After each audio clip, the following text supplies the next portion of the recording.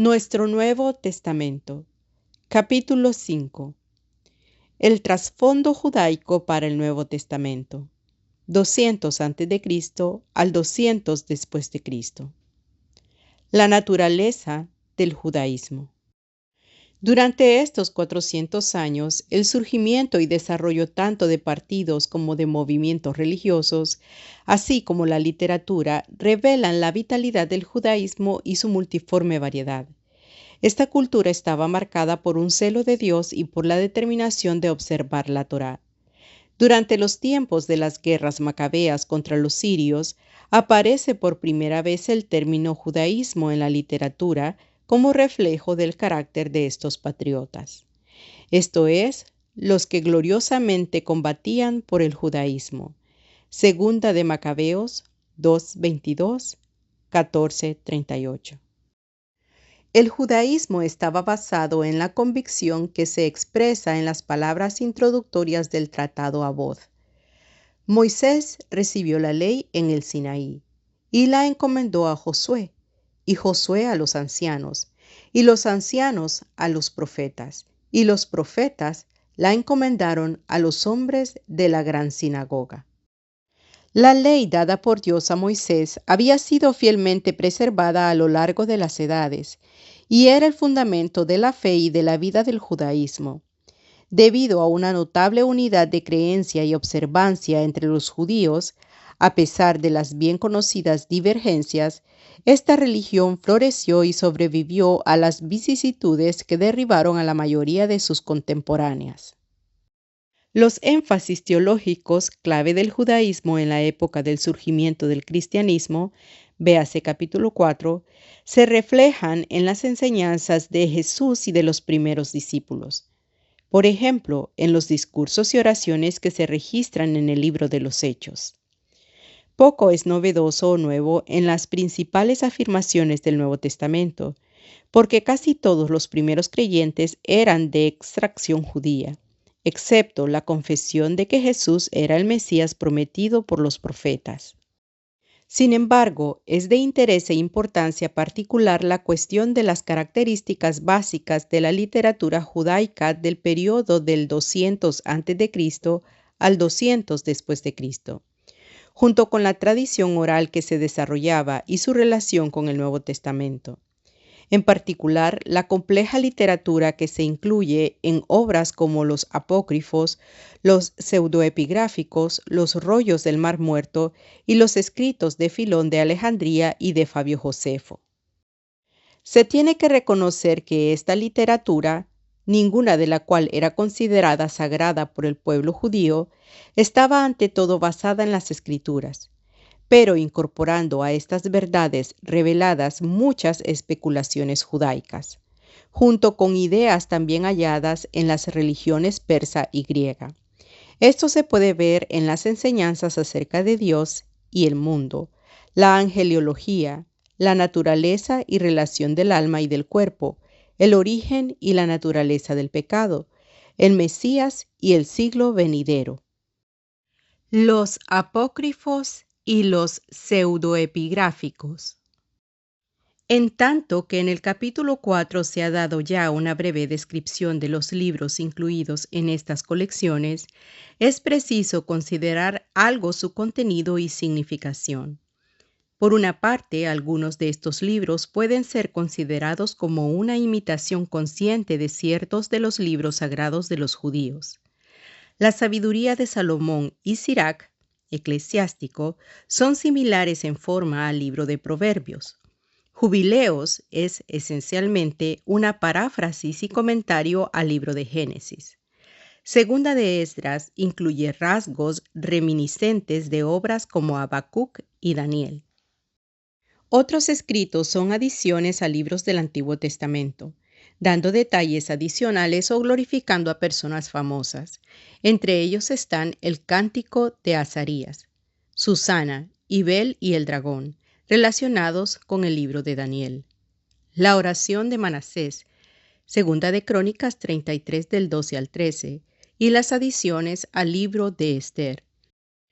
Libros como los Testamentos de los 12 Patriarcas contienen reminiscencias cuasi históricas de las vidas de los 12 hijos de Jacob, junto con exhortaciones sapienciales acerca del vicio y de la virtud, modeladas en el Testamento de Jacob, en Génesis 49, mientras que el libro de Enoc, junto con Segunda de Esdras, está lleno de visiones del cielo y de la tierra, pensadas para revelar secretos de cosas presentes y de eventos del porvenir, especialmente acerca de los últimos días. En el libro de Tobit se destaca como cosa de primaria importancia la fidelidad a la ley, un relato romántico enmarcado en los días del cautiverio asirio. En los 4 libros que tratan de los macabeos reflejan las luchas políticas, militares y religiosas que se suscitaron en la defensa de la ley cuando el rey sirio Antíoco IV amenazó la existencia misma de esta institución. Una historia apasionante por sí misma constituye el trasfondo de la insistencia en ser fieles a la ley que aparece tan frecuentemente en las obras y en las acciones de sus defensores en las páginas del Nuevo Testamento. En un sentido general, estos escritos abarcan 2 mensajes principales. Uno acerca de la sacralidad de la ley y el llamamiento a la fidelidad a la misma, y el otro acerca de ideas apocalípticas designadas para dar esperanza para el presente y una razón para creer en la salvación futura, esto es, dando una perspectiva escatológica. Parece claro que estos 2 énfasis existieron porque las obras apocalípticas contienen ambas. Mucho de lo que se encuentra en el Nuevo Testamento es del mismo género. La Torá, tal como era interpretada por Jesús, era central para sus seguidores. Por ejemplo, cualquiera que suprima uno de estos mandamientos, aun de los más insignificantes, y enseñe así a los hombres, será llamado el menor en el reino de los cielos. Mas cualquiera que los cumpla y los enseñe, éste será llamado grande en el reino de los cielos. Mateo 5:19. Pero no se trataba de la Torá como un fin en sí mismo. Las Escrituras fueron dadas no para dar la vida eterna, sino para dar testimonio de aquel que es el dador de la vida. Cristo, escribía Pablo, es el fin, telos, de la ley, para todos los que creen, porque es en él que se cumple todo el propósito de la Torá. Así Dios envió a su Hijo para que la justicia de la ley se cumpliera, en los que hemos sido libertados por el Espíritu. Ver citas bíblicas en el libro. Además, el fondo apocalíptico del Nuevo Testamento es impresionante. Cosa interesante, está exento de toda una gama de intereses especulativos, así como de una especie de tristeza debido a una esperanza aplazada. El interés en calendarios y cronología, en especulaciones a largo plazo acerca del futuro, especialmente los maravillosos detalles de los acontecimientos del fin, todos estos y otros puntos similares son tratados por encima y no lo son en absoluto en el Nuevo Testamento. Sin embargo, se hallan grandes temas en ambos: Dios como creador y juez de la humanidad, la importancia de Israel y del pacto de Dios con la simiente de Abraham, y el destino de su pueblo, la expectativa de la nueva era con las glorias del reino de Dios, aunque esto se ve a la luz de la encarnación y del acercamiento del reino de Dios en Jesucristo, y el continuado conflicto entre la luz y las tinieblas, la carne y el espíritu, el vicio y la virtud, todo lo cual será llevado a su conclusión por Dios, que hará nuevas todas las cosas. Los rollos del Mar Muerto. Muchos escritores han relatado la historia de los asombrosos descubrimientos de antiguos rollos en las cuevas que bordean el Mar Muerto, particularmente las de las áreas de Qumran y Wadi Murabaat, a unos 20 kilómetros al sudeste de Qumran. En tanto que ha habido muchas discusiones alrededor de las cuestiones de las dataciones de los rollos, de su antigüedad y origen, se ha declarado que, para el estudio del trasfondo del Nuevo Testamento, el descubrimiento de los rollos del Mar Muerto es el hallazgo de manuscritos más significativo jamás hecho. Se han descubierto varios tipos de documentos. 1. Copias de libros canónicos del Antiguo Testamento, incluyendo a cada uno de ellos excepto Esther. El libro de Isaías fue descubierto íntegro. 2. Copias de los apócrifos y de los pseudoepigráficos, escritos no canónicos. Y 3. Documentos relacionados con la vida de la comunidad, incluyendo una variedad de tipos. Aquí venimos a conocer a un grupo que se considera como la verdadera e ideal congregación de Israel. En virtud de su fidelidad al pacto de Dios, su tierra prometida sería purificada de la culpa y liberada de la opresión que padecía bajo las fuerzas del mal. Lo que había sucedido antes, por ejemplo, en los días de Moisés, volvería a suceder. Mientras que el fin de los días estuviera sobre ellos, su fidelidad a Dios y su pacto les asegurarían la liberación. ¿No había escrito el profeta Habacuc, el justo por la fe vivirá? Habacuc 2:4. Mucho se ha dicho tanto acerca de las similaridades como de los contrastes entre la comunidad de Qumran y los primitivos cristianos. Daremos a continuación algunos ejemplos de estos fenómenos.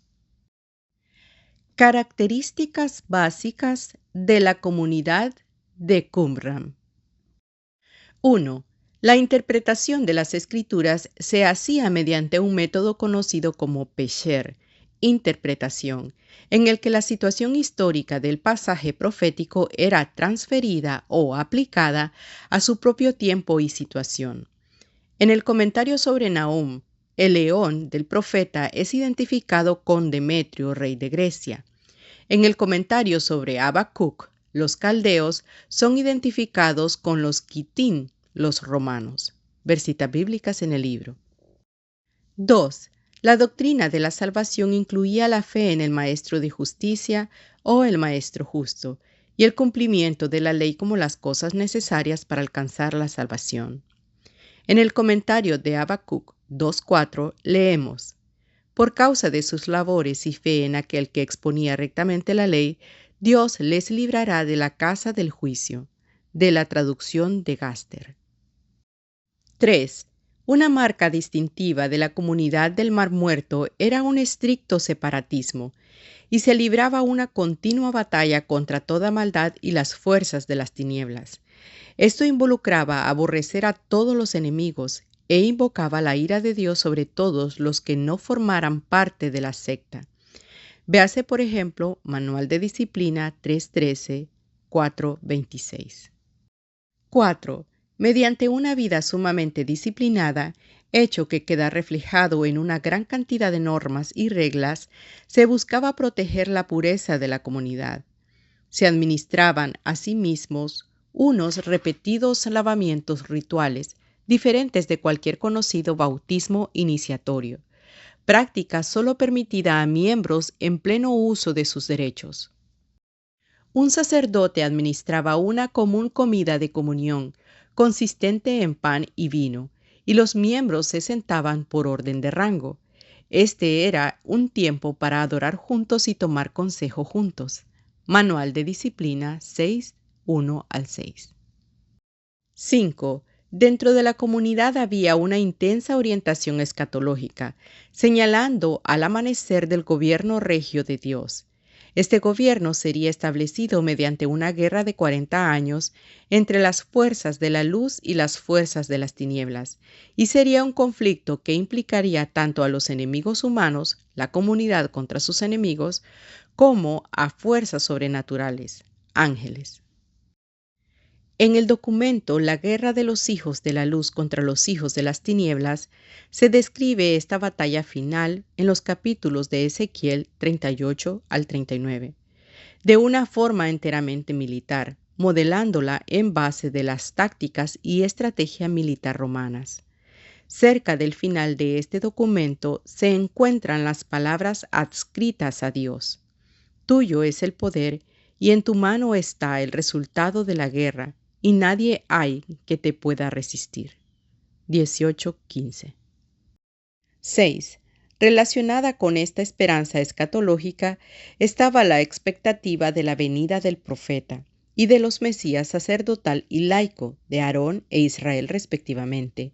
Mientras esperaban, estaban ligados a practicar y enseñar la verdadera interpretación de la ley, y recibían entendimiento revelado de parte de Dios por medio de una sucesión de líderes inspirados, todos ellos conocidos por el título de el Maestro Justo, esto es, el ortodoxo exponente de la palabra. Versitas en el libro. 7. En el documento de Damasco, Sadoquita, se describe una sociedad sumamente estructurada. 1. Los sacerdotes. 2. Los levitas. 3. Los laicos. Y 4. Los prosélitos. Esta clasificación determinaba el orden de asiento en las sesiones públicas y el orden en el que se invitaban las opiniones y las cuestiones a discutir. Un sacerdote oficiaba sobre las masas, debía tener una edad de entre 30 y 60 años y ser conocedor de todas las normas, mientras que había un supervisor sobre todos los campamentos, un hombre entre los 30 y 50 años, conocedor de relaciones humanas y de varios idiomas. En otra declaración en el Manual de Disciplina, refiriéndose a las sesiones públicas, los sacerdotes ocupaban el primer lugar, seguidos de los ancianos y luego el resto del pueblo, según sus rangos respectivos. A nadie se le permitía hablar antes que se hubiera llegado a su rango. 8. La santidad era obligatoria y las infracciones del espíritu o de la letra de las reglas eran castigadas con varios niveles de acción disciplinaria. Para ciertas faltas graves como pronunciar el nombre divino o calumniar a toda la comunidad, el ofensor debía ser excluido y nunca podía ser readmitido a una membresía formal en la comunidad. Versitas del manual en el libro. Comparaciones con el Nuevo Testamento. 1. En el Nuevo Testamento no es infrecuente el uso del método Pesher de interpretación del Antiguo Testamento, y uno ve frecuentemente esto es aquello apareciendo en los escritos. Pedro apeló a la profecía de Joel, Pablo a uno de los Salmos, o al libro de Deuteronomio. Cristo fue considerado como la piedra mencionada por Isaías y el salmista. Sin embargo, en tanto que los escritores de Qumran entendieron las escrituras como prediciendo una serie de líderes para la comunidad, la iglesia primitiva vio a Jesús como profeta, sacerdote y rey, combinando así las tres figuras en una sola. 2. Las palabras de Habacuc acerca del justo viviendo por su fe son tomadas por Pablo como el fundamento para enseñar la justificación por la sola fe. Cristo es el fin de la ley para todos los que creen. Nadie se justifica delante de Dios por las obras de la ley. Cristo no es simplemente Maestro, sino también Señor y Salvador. Versitas bíblicas en el libro. 3. En el ministerio de Jesús había una apertura y recepción de personas de todas clases, en vez de asentismo o separatismo. Le llovieron críticas procedentes de ciertos sectores, especialmente de los fariseos y escribas, por la sensibilidad que tenían acerca de la santidad, por cuanto él se rodeaba de publicanos y pecadores. Además, él instruía a sus discípulos así: amad a vuestros enemigos. Pablo hizo lo mismo, dejando la venganza para Dios. Versitas bíblicas en el libro. 4. En tanto que en el Nuevo Testamento se exponen preceptos morales, uno no recibe la sensación de unas reglas detalladas y obligatorias como las que aparecen en la literatura de Qumran. Hay desde luego la conciencia de la necesidad de vivir en rectitud, pero una cierta libertad de espíritu impregna la enseñanza. Versitas bíblicas en el libro. El bautismo era evidentemente un rito iniciatorio en la iglesia primitiva, algo relacionado con el arrepentimiento e involucrando el perdón de los pecados y la promesa del Espíritu Santo. La práctica fue llevada a cabo por Juan el Bautista, por Jesús y sus discípulos y por los apóstoles. Este rito no era, como en Qumran, repetido por el iniciado. Versitas bíblicas en el libro. La comida instituida por Jesús para sus seguidores estaba basada en la familiar comida de mesa de comunión, pero estaba centrada en sí mismo, mi cuerpo y mi sangre, y fue descrita como el nuevo pacto en mi sangre. Está ausente en la comunidad de Qumran. En la iglesia primitiva, la comida no parece haber sido administrada por un sacerdote, excepto en el sentido de que todos los creyentes son sacerdotes. Tampoco había un orden de rango. Más bien, mucho es lo que se dice en contra de buscar lugares de privilegio. Ambos pasajes están incluidos en la escena de la última cena de Jesús con sus discípulos. Ver citas bíblicas en el libro. 5.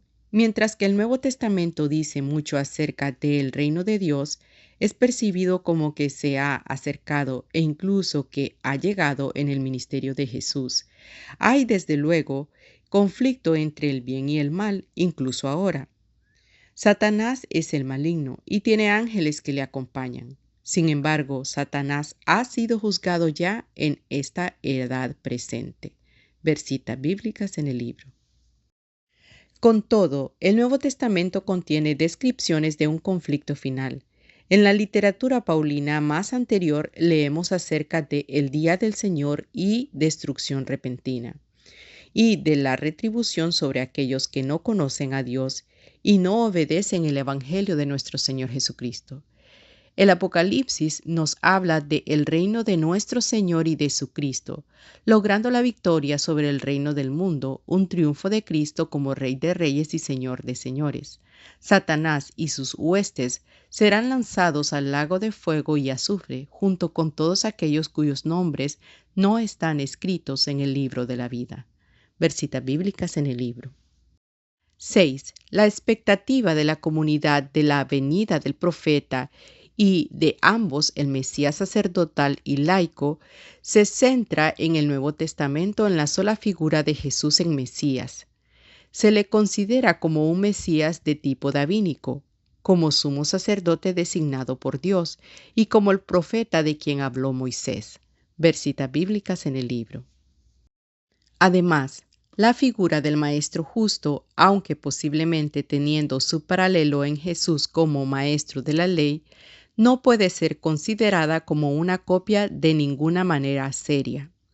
Su teología, así como su carrera, están en un gran contraste con Jesús en lo más fundamental. Jesús afirmó ser el Mesías, el Hijo de Dios, vio su muerte como rescate por muchos, y predijo su resurrección de entre los muertos después de 3 días. Todo ello está en vívido contraste con las reivindicaciones y la carrera del maestro de Qumran. Ver citas bíblicas en el libro. 7. La especie de rígida organización que se describe en los escritos de Qumran no se advierte en los de la iglesia primitiva. Descubrimos en estos una flexibilidad mucho mayor y en realidad una advertencia en contra de buscar posiciones de superioridad sobre los demás.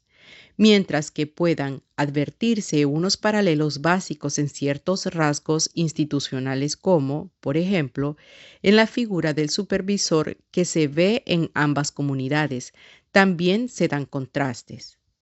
Jesús advirtió a sus discípulos en contra de buscar posiciones sobre otros. Él mismo expresó en términos dramáticos la idea de ser siervos. En las reuniones de la iglesia primitiva todos eran libres para ejercitar sus dones. No se predicaba ninguna jerarquía entre los miembros del grupo. Con el objeto de edificar los miembros del cuerpo, Dios ordenó el cuerpo dando más abundante honor al que le faltaba, para que los miembros se preocupen todos los unos por los otros. Ver citas bíblicas en el libro. 8. Como en Qumran, de la misma manera en el Nuevo Testamento, se pone mucho énfasis en alcanzar la santidad. En verdad, los creyentes son llamados santos, lo que significa que Dios los ha puesto aparte como su pueblo. Además, estos santos son llamados a ser santos en toda su conducta y seguir la santidad sin la cual nadie verá al Señor. De la misma manera se ejercía la disciplina sobre los ofensores, en ocasiones entregándolos a Satanás, o pronunciando un juicio divino que resultaba en muerte. Sin embargo, incluso la más severa disciplina, excepto la de muerte, era correctiva, buscando el arrepentimiento y la restauración a la comunión en el seno de la comunidad. Si un ofensor permanecía contumaz, tenía que ser considerado como uno de afuera, o ser excluido de la comunión. Ver citas bíblicas en el libro.